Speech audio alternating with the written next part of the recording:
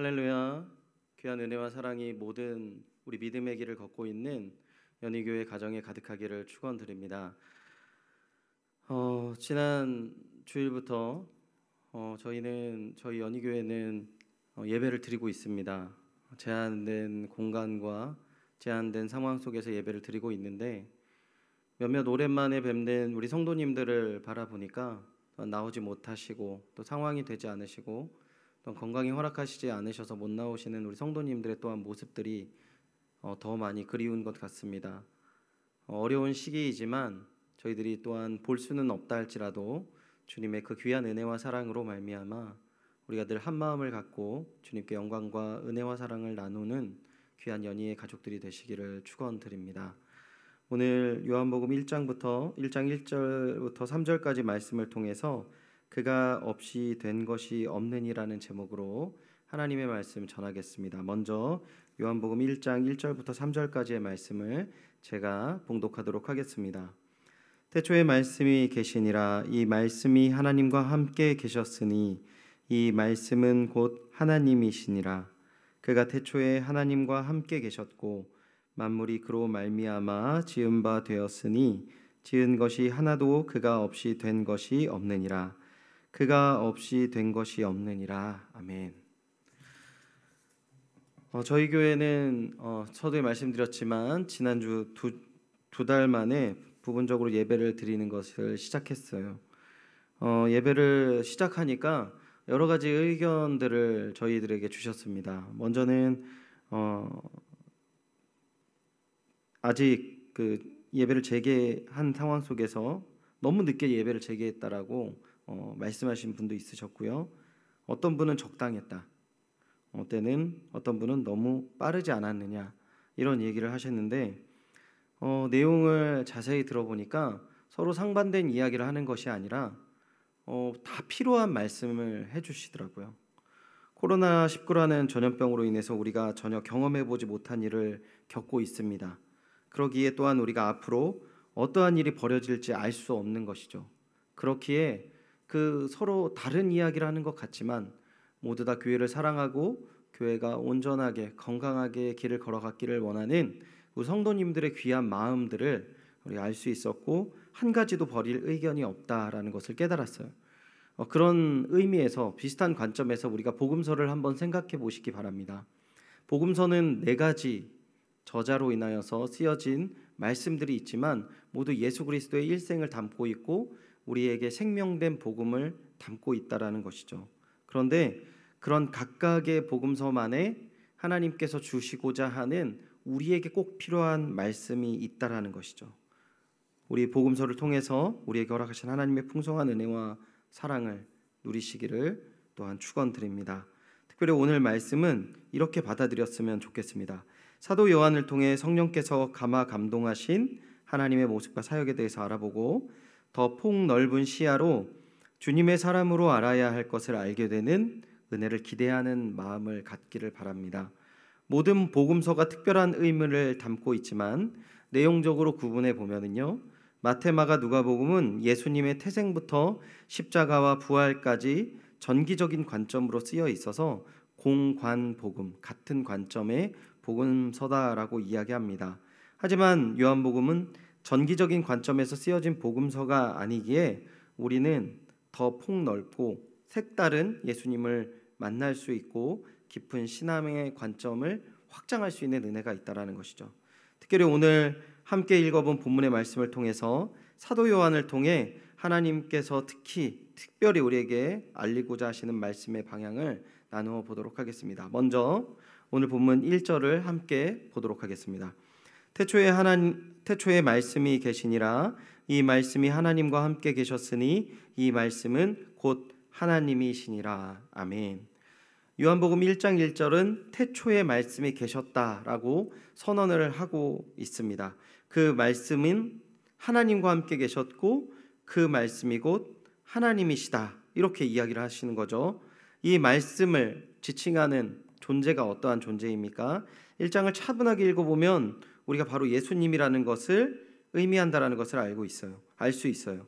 우리가 특별히 오늘 본문을 통해서 그것을 알 수 있는 것은 2절의 본문을 보시면 인칭대명사로 그가라는 것을 말씀을 지칭하는 단어를 인칭대명사 그로 표현하고 똑같은 말이라는 것을 이야기함으로 말미암아 이 복음서를 읽는 사람은 예수님이시다라는 것을 우리가 예상할 수 있는 것이죠. 우리 다시 2절을 함께 읽어보도록 하겠습니다. 그가 태초에 하나님과 함께 계셨고라고 얘기하고 있습니다. 예수님께서 태초에 하나님과 함께 계셨다라고 다시 강조하면서 이야기를 합니다. 그리고 3절을 보시면 태초에 가장 중요한 사역인 천지창조를 함께 이루었음을 선언합니다. 우리 3절을 같이 한번 읽어보겠습니다. 만물이 그로 말미암아 지은 바 되었으니 지은 것이 하나도 그가 없이는 된 것이 없느니라 라고 합니다. 그리고 마지막에 강조하는 것이 무엇입니까? 예수님이 없이는, 이 말씀이 없이는 우리가 보는 모든 만물은 지어지지 않았다라는 것을 강조하고 있습니다. 여러분, 요한복음이 사도 요한이 쓴 복음서 아닙니까? 여기서 우리는 왜 요한이 서두에 하는 이 말씀이라는 단어를 통해서 예수님을 소개했는지 사도 요한의 관점으로 생각해 보시면 좋을 것 같습니다. 사도 요한은 제자들 중에 가장 장수한 사도라고 알려지고 있습니다. 예수님 승천 후에 약 70년을 살았다라고 성경학자들이 이야기를 하는데요. 그동안 사도 요한이 무엇을 했겠습니까?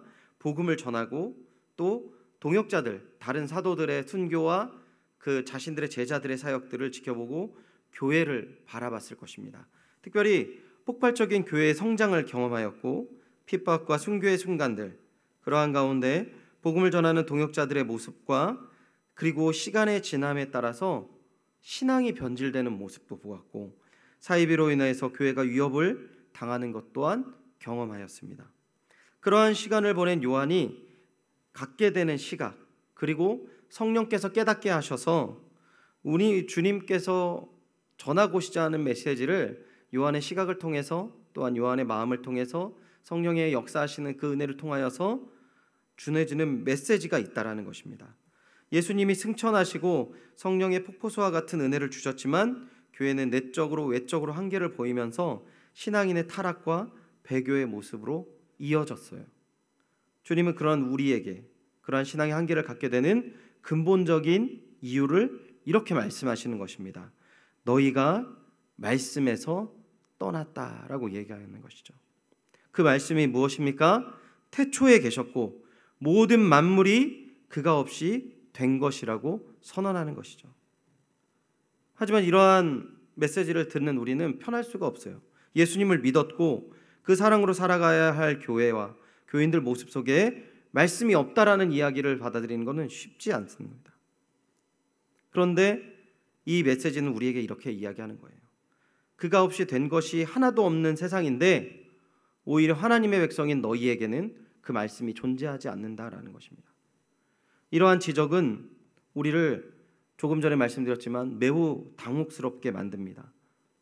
우리는 주님의 말씀과 뜻 가운데 살기에 예배도 드리고 또 교회를 사랑하고 하나님의 복음을 전하기 때문이죠. 우리가 먼저 성경 전체의 시각에서 이 말씀이 오늘 주어진 말씀은 아니라는 사실을 먼저 알고 받아들이기를 바랍니다. 지난번에 설교했을 때 신명기 6장 1절부터 9절 말씀을 나눌 때 그 본문에 대해서도 동일한 말씀이 여기에 있기 때문입니다. 신명기 6장 6절부터 9절까지 제가 다시 한번 읽어드리면 오늘 내가 내게 명령하는 이 말씀을 너의 마음에 새기고 내 자녀에게 부지런히 가르치며 집에 앉았을 때든지 길을 갈 때든지 누워 있을 때든지 일어날 때든지 이 말씀을 강론할 것이며 너는 또 그것을 내 손목에 매어 기호로 삼으며 내 미간에 붙여 표로 삼고 또 내 집 문설주와 내 바깥문에 기록할지니라. 아멘. 누구한테 전하는 말씀입니까? 이 사람들은요 출애굽을 경험했던 그 자녀들이었어요. 그 아버지가 출애굽을 경험하고 10가지 재앙을 모두 다 겪어서 하나님의 특별한 구원을 경험하고 이제 길을 떠나서 복음을 전하는 그들이기에 그 모든 것들에서 예수 그리스도를 하나님을 만나고 그 믿음 가운데 길을 걸어갔던 그 믿음의 백성들인데 그들 가운데 하나님께서 다시금 강조를 하십니다. 말씀이 너희들의 삶을 붙잡고 새로 구하는 그 땅 가운데서 지금 이 광야에서 40년 동안 나와 동행했던 것처럼 말씀을 붙잡고 살아가야 된다라는 것이죠. 사랑하는 주님의 동역자 여러분, 이러한 삶을 사는 것이 하나님을 사랑하는 것임을 꼭 기억하시기를 축원드립니다. 오직 주의 말씀을 붙들고 살아가야 되는 것입니다. 그러한 사람에게는 두 가지 열매를 맺게 되는데요. 먼저는 하나님을 오늘보다 내일 더 사랑하게 되는 것입니다. 그리고 두 번째는 내 이웃을 내 몸과 같이 사랑하게 된다라는 것이에요. 우리 주일날 우리 말씀을 전해주신 목사님을 통해서 하나님께서 우리에게 십계명을 통해서 도덕법을 주셨다라고 우리가 말씀을 들었습니다. 그 도덕법은 영원히 우리에게 필요한 것이죠. 그리고 그 도덕법이 강조하는 게 두 가지가 뭡니까? 하나님을 사랑하고 이웃을 사랑하는 것입니다. 그것을 지키기 위해서는 그 도덕법을 보고 우리가 지켜야 되겠다라고 생각해서 지킬 수 있는 것이 아니라는 것이에요.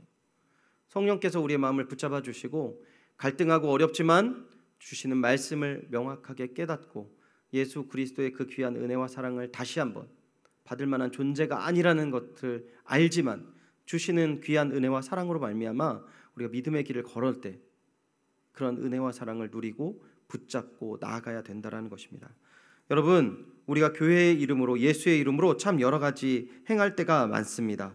그러한 가운데 우리의 중심에 말씀과 동행하며 주어진 말씀에 순종하며 행한다면 그것은 예수님과 그리고 예수님이 주시는 그 은혜의 풍성함과 고난의 아픔을 평안 안에서 함께 우리가 누리고 나아갈 수 있다라는 것이죠.